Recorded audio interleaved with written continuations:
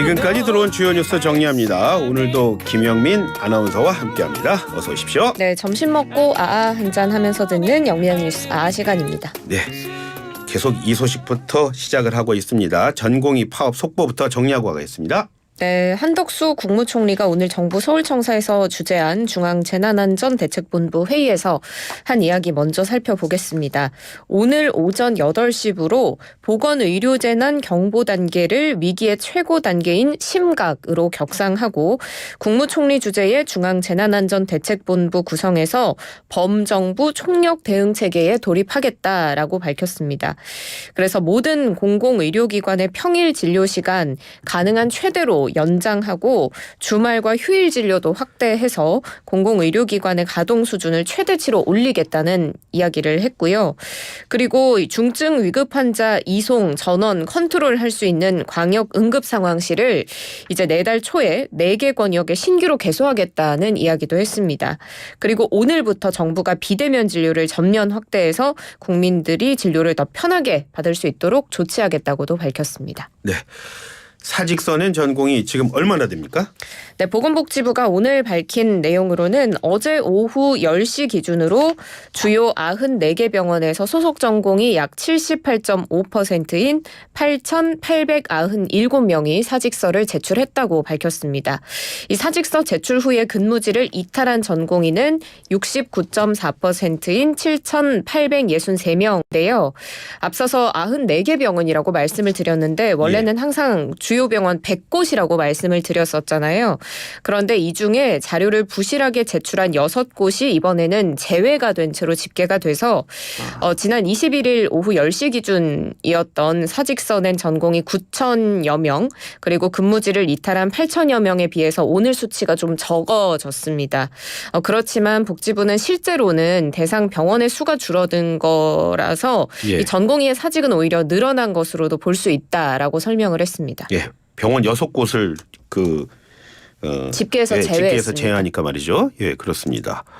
자, 세브란스 병원에서는 말기암 환자가 사망하는 일이 있었는데 말입니다. 정부가 그건 전공의 이탈과는 관계가 없다. 그런 말을 했다고요? 네, 지난 19일에 세브란스 병원 응급실에서 말기암 환자가 숨졌는데요. 그래서 이게 전공의 이탈로 인한 사고가 아니냐 이런 의혹이 제기됐고 보건복지부가 곧장 현장 점검에 나섰습니다. 정부는 이번 사망이 전공의 이탈과는 관계가 없는 것으로 보고 있고요. 병원 측도 이 환자는 응급실에서 통상적인 절차에 따라서 통합내과에 입원을 요청했는데 당직 교수가 직접 병실이 부족하다고 답했고 그 사이에 환자가 숨진 거다라고 설명했습니다. 예, 다음은 정치권 소식 살펴보도록 하겠습니다.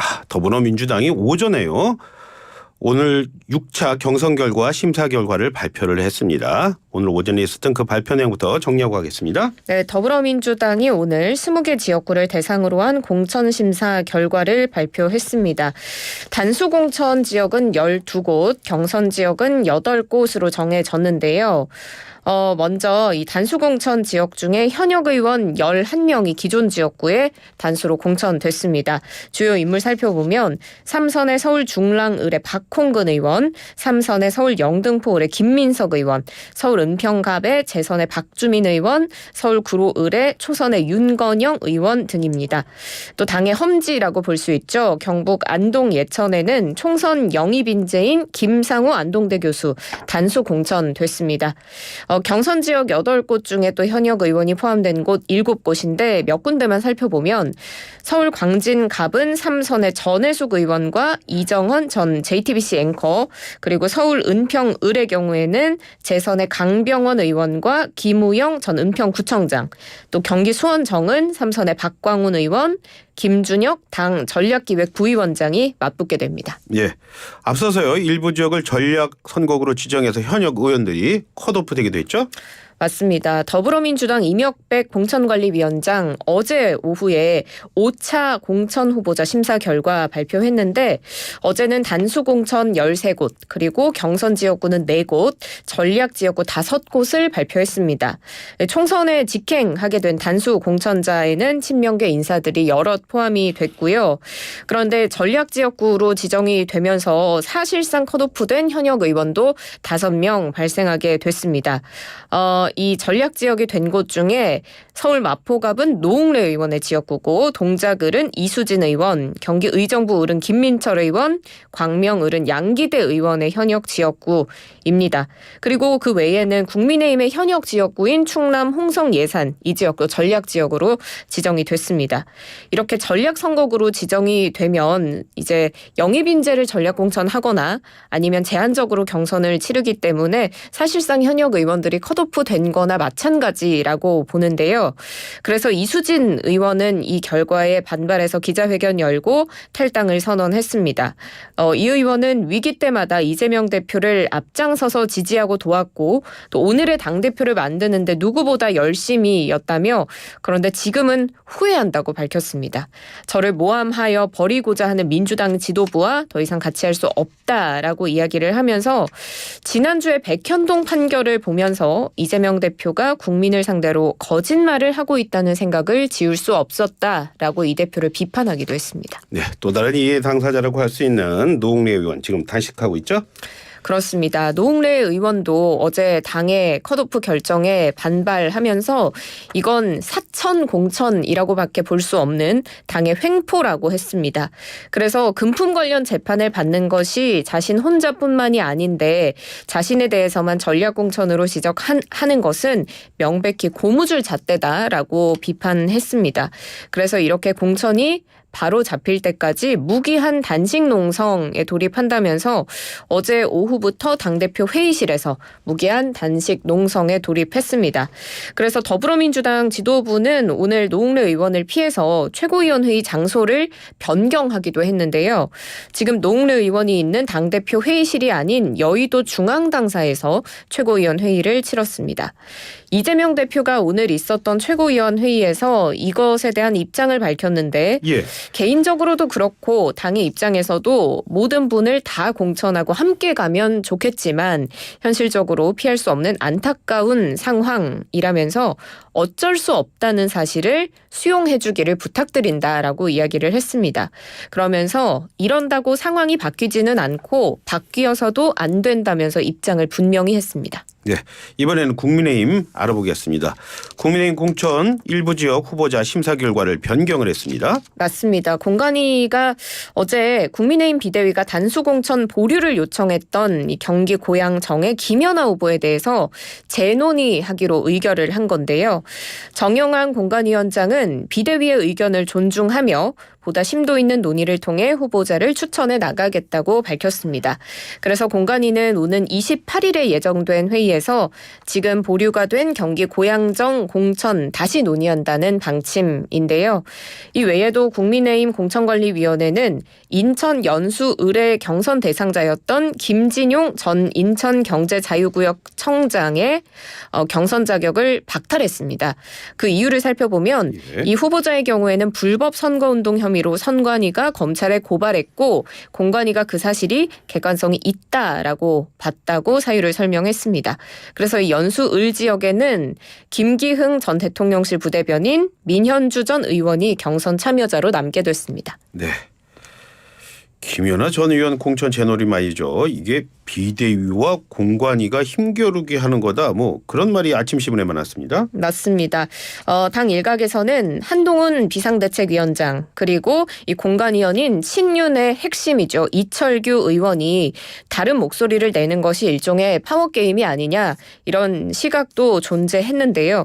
여기에 대해서 장동혁 사무총장은 선을 그었습니다. 전혀 파워게임이라고 보지 않는다라면서 공관위가 주안점을 두는 것 그리고 최고위 혹은 비대위에서 당 전체, 선거 전체를 놓고 보는 것은 서로 다른 의견이 있을 수 있다고 봤습니다. 그래서 의견이 다르다면 재논의할 수 있는 게 오히려 지극히 당연하고 건강한 당의 모습이다라고 평가했고요. 한동훈 위원장도 직접 입장을 밝혔는데 오늘 출근길에 국민의힘은 파워게임을 할 정도로 한가하지 않다라고 일축했습니다. 네, 이 얘기는 잠시 뒤에 김성환 위원 그리고 배종찬 소장님 나오시면은 뭐 자세히 좀 물어보도록 하겠습니다. 마포 지역에는 새 인물이 전력 공천됐다고요? 맞습니다. 국민의힘 공관위가 86 운동권 대표 주자로 활동했던 함은경 민주화 운동 동지회 회장을 서울 마포 을 지역에 전략 공천했습니다. 이 마포 을 지역은 한동훈 비대위원장이 앞서 김경률 비대위원의 출마를 깜짝 발표했던 그 지역구이기도 한데요. 지금 현역은 정청래 민주당 의원이 있는 지역구입니다. 예. 정영환 공관위원장은 한 대표가 운동권 기득권 청산을 위해서 노력해온 분이라면서 마포울 시민들은 이번 총선에서 진짜 민주화에 기여한 사람이 누군지 아니면 가짜 운동권 특권 세력이 누군지 현명한 선택을 할 것이다 이렇게 밝혔습니다. 이 함 회장은 86 운동권을 대표하는 인물 중 하나였는데 그 이후에 전향을 해서 지금은 운동권 문화를 비판하는 데 앞장서오고 있는 인물입니다. 아, 여기도 또 전향이라는 말을 쓰는군요. 자, 개혁신당이 공천관리위원장으로 김종인 전 국민의힘 비대위원장을 선임했네요. 그렇습니다. 개혁신당은 김종인 전 국민의힘 비대위원장을 공관위원장으로 선임했는데요. 이준석 대표가 오늘 최고위원회의에서 밝힌 내용을 살펴보면 예정된 시점보다는 다소 늦었지만 어느 당보다 중량감 있고 정무적 능력이 탁월한 김종인 위원장을 모시게 됐다고 밝혔습니다.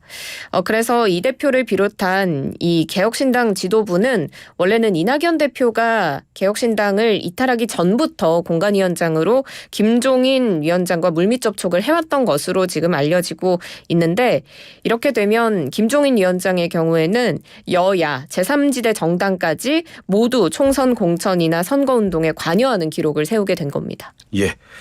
개혁신당과 결별한 새로운 미래의 움직임도 정리해 보겠습니다. 네, 이낙연 새로운 미래 공동대표가 어제 밝힌 내용인데요. 지금 더불어민주당 공천에서 배제되는 의원들이 있는데 이들과 접촉 중이라고 밝혔습니다. 지금 민주당에서 할 말은 하는 고든 분들이 거의 다 배제되는 공천이 되고 있다면서 이 판이 조금 더 크게 움직이지 않을까 싶다라고 예상을 했습니다. 그래서 이 공동대표는 이런 분들이 새로운 미래에 합류해 주시는 게 방법일 수 있다면서 어떤 분은 합류 가능성을 강하게 말하기도 했다라고 이야기를 했습니다. 그러면서 민주당의 현재 공천에 대해서 비판하기도 했는데 민주당이 자멸하고 있는 것 같다. 이대로 가면 국민의힘이 압승할 것 같다라고 우려했습니다. 이렇게 된 건 결국 이재명 대표의 사욕이고 방탄정당의 완성이라고 꼬집기도 했습니다. 예. 미국의 민간 탐사선이 달에 도착했죠? 그렇습니다. 지금 미국의 민간 기업인 인튜이티브 머신스가 미국의 항공우주국 나사와 협력해서 달 탐사를 진행하고 있는데 한국 시간으로 오늘 오전 8시 24분에 지금 오디세우스호가 달 남극 부분에 말라퍼트 A 분지에 착륙했다고 밝혔습니다. 예. 그래서 나사가 공식적으로 밝히기로는 미국이 50년 만에 처음으로 민간 우주선을 이용해 달에 착륙했다라고 발표를 했는데요. 그래서 미국이 지난 1972년의 12월에 아폴로 17호가 달에 착륙한 이후에 52년 만에 발생한 일이고요. 또 정부기관이 아닌 민간업체가 달에 착륙한 사례는 세계 최초가 됐습니다. 사람은 안 타고 있는 건가 봐요? 거기까지는 제가 확인을 좀 해봐야 되겠습니다만. 네, 오늘도 수고하셨습니다. 고맙습니다. 맞습니다. 지금까지 김영민 아나운서와 함께했습니다.